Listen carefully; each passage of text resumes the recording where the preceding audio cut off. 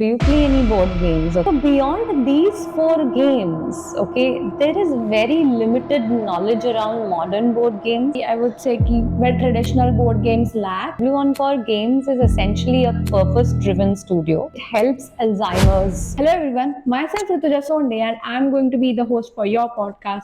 So today we have Ms. Shelly Sinha right in front of us, who is none other than founder of Bluencore Games. Let us hear from Shelly herself. Hi, thanks Rutuja for the warm welcome and for having me here. So, before we start the podcast, I'm just going to give a little brief on what we do. We are a young organization, and Blue Encore Games is essentially a purpose driven studio. We make immersive board games, and storytelling and using compelling narratives is at the heart of it. So, when I say board games, we make board games for all across ages, for you and me alike. And we do believe that board games brings in meaningful connections. It helps us in social, emotional, and mental well-being. Board games is also something that allows us to actually, help in critical thinking, so cognitive skills, etc. So yeah, here I am and doing something which is very creative and very interesting. Yeah. So a question for you, Shelly, is that what were some early frustration or gaps that you felt were lacking in the traditional games that you came up with Blue and Co? Okay, so thank you for that question, Rutuja. Interestingly, often when we talk to people around us and I ask them that do you play any board games, okay, the answer is usually no, or they say yes, we've played a few board games, and then I ask like, which are the ones that you've really played? So they would say Snake and Ladders, Ludo, and some of them will come up with chess and Monopoly. So beyond these four games, okay, there is very limited knowledge around modern board games. And interestingly, we all have grown up with board games, but we have equally grown out of them in our adult lives. Yes. And that's where and I think like I will go back to what I feel that see, increasingly we are becoming an isolated and a nuclear society, right? So the joy and the reason to connect physically with people is something that is really important. And we believe that the power of storytelling with modern board games allows you to bring friends and families together. It weaves a lot of lasting memories. And this is something, so beautiful that it is very much another very interesting thing that I've seen is a lot of people, when we say we make board games, they say, oh, we don't have kids in our house. This is a huge myth, okay? There are board games that are available across ages. So in fact, for seniors, so of course, your age, what is fit for you may differ, right? But for example, there are doctors who actually tell senior citizens to, play the same puzzle all over again. That's because it helps Alzheimer's, it helps delay Alzheimer's.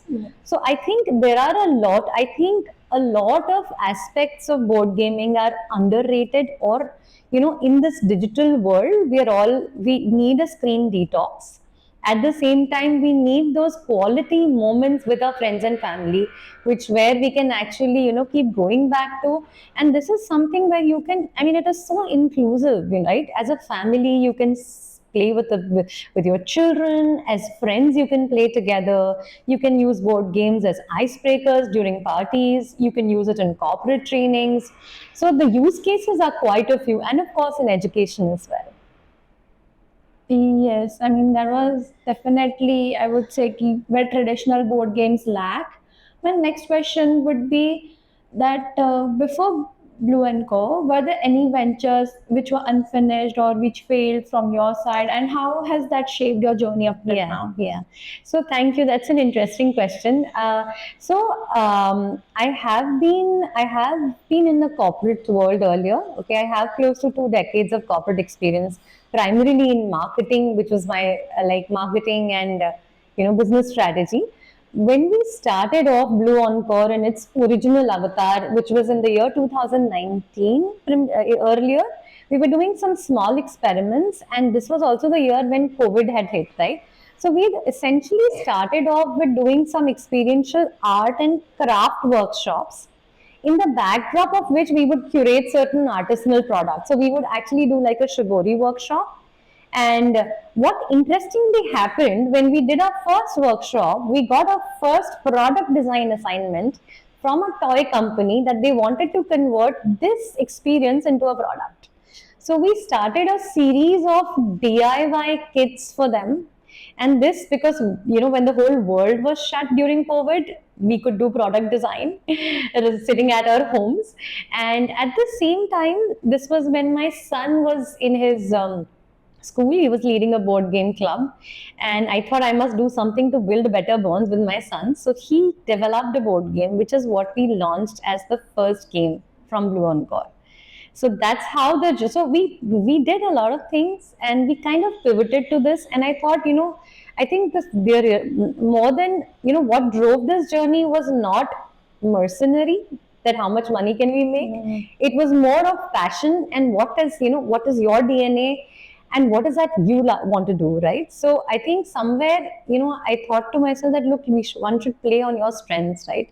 So if you have a certain intellectual capital, you couple it with what you can offer and create unique IPs, unique intellectual properties in the form of board games. That's something that will resonate, and something. So fundamentally, what I was enjoying is what we really wanted to scale up.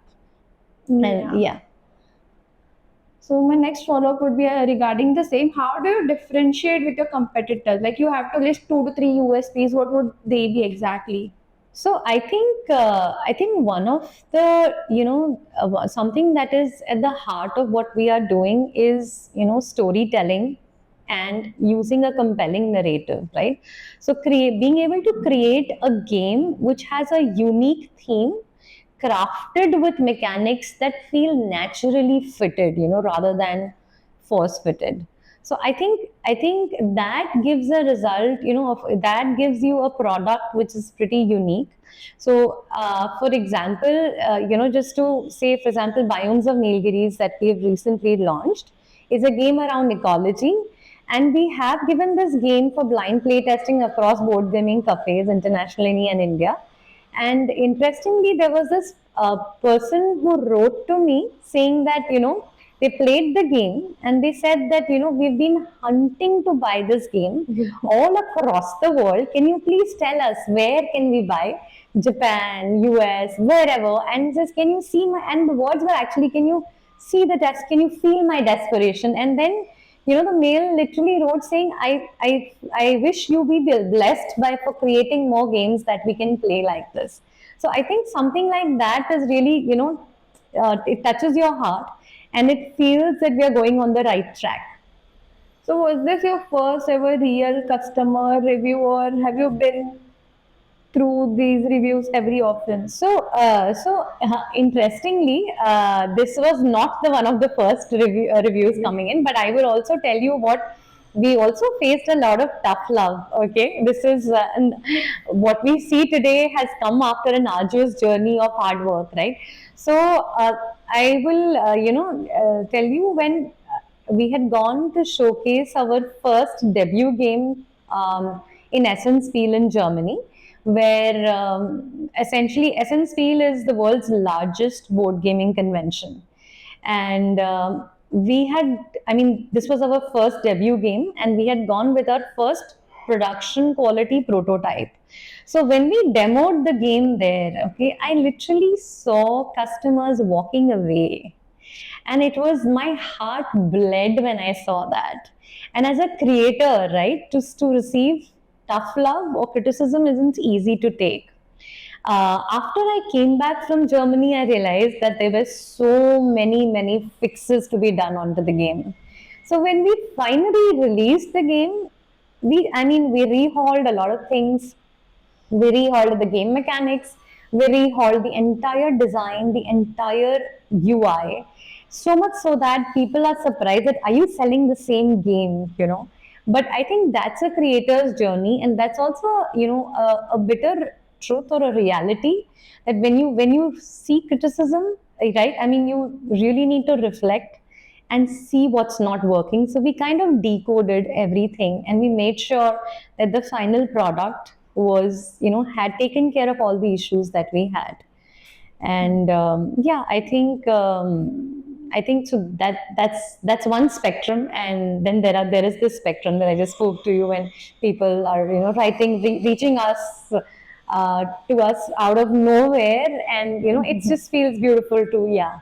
But what we've learned from this is that we've kind of pruned our processes to ensure that there are no last minute, surprises, and we don't, right, so we don't have to keep going back to the drawing board every time.